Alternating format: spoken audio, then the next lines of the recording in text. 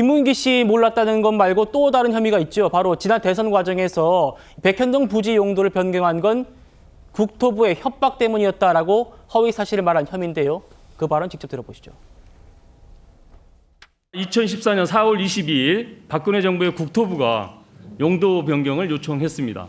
지사님 백현동 사업에 특혜를 줬다고 생각하십니까? 전혀 사실이 아닙니다. 그거는 국토부가 요청해서 한 일이고 공문이 왔습니다. 국토부 장관이 도시관리계획 이거 변경 요구하면은 지방자치단체장은 반영해야 된다. 의무조항을 만들어놨습니다. 이걸 가지고 만약에 안 해주면 직무유기 뭐 이런 걸 문제 삼겠다고 협박을 해서 여러 차례에 걸쳐서 국토부가 그 매각을 위한 그 용도 변경 협조 요청을 했는데 용도 변경을 통해서 매각이 순조롭게 이루어지게 해달라는 취지로 부탁을 했던 걸로 그 기억이 납니다. 국토교통부는 이 문제와 관련해서 직무유기로 문제 삼겠다고 협박했습니까? 그런 사실 없습니다. 자, 정영진 변호사님. 네네. 오전에 있었던 이 피고인 신문에서 이 백현동 이 국토부 협박 발언 이것과 관련해서 이재명 대표가 이렇게 얘기했습니다. 국정감사에서 7분 안에 답변을 해야 해서 압축적으로 얘기를 하다 보니 이야기가 좀 꼬인 건 있는 것 같다. 7분 안에 답변해야 해서 압축적으로 발언하다 보니까 이 백현동 국토부 얘기는 좀 꼬인 것 같다. 그러니까 김문기 씨 얘기는 끝까지 모른다라고 그동안 입장 계속 되풀이해 왔는데 이 백현동 관련한 얘기에 관련해서는 좀 꼬인 것 같다라는 얘기를 했답니다. 어떤 의미가 좀 있을까요? 제가 봤을 때 지난번 그 권순일 판결을 딱 의식하고 한 이야기가 아닌가. 왜냐하면 저거는 소극적 거짓말이었다. 내가 거짓말한 건 맞는데 소극적 거짓말이었고 그 판례에 따를 때 나는 그 부분에 있어서는 그 처벌받지 않아도 된다. 이런 이야기 아닐까 하는 그런 생각이 드는데 과연 그런 주장에 맞을 수 있을 것인가. 더 근본적으로는 권순일 대법관의 그 판례가 그 우리 일반 국민들의 법 상식에 부합하는 것인가. 그것부터가 좀 그 확인이 돼야 될 거 아닌가 싶고요.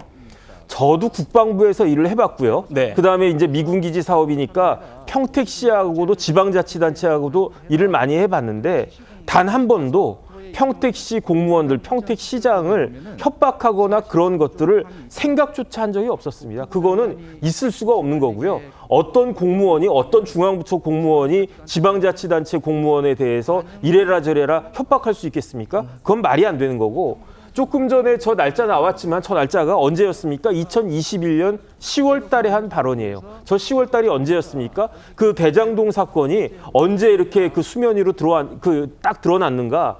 2021년 8월 31일에 경기도의 모 신문에 의해서, 모 언론에 의해서 대장동이 밝혀지고 난 다음에 9월부터 우리나라가 난리가 났었어요. 그런 와중에 10월이 됐단 말이에요. 그래서 모든 사람들이 여권의 그 유력 주자인 후보가 저런 그 대장동 관련해서 스캔들이 있다라고 생각을 했는데 예. 그 사람이 대장동뿐만 아니고 백현동까지 문제가 된다? 이런 이야기를 갖다 보니까 저때 이재명 당시 경기도지사 입장에서는 어떻게든 이거를 갖다가 모면하고 부인할 수밖에 없는 그런 상황이었던 거고요. 그러니까 저런 걸 어떻게 소극적 거짓말로 볼 수가 있겠는가? 이건 굉장히 적극적인 거짓말이었다. 이렇게 판단이 될 것으로 생각이 됩니다. 예, 성층 부위원님.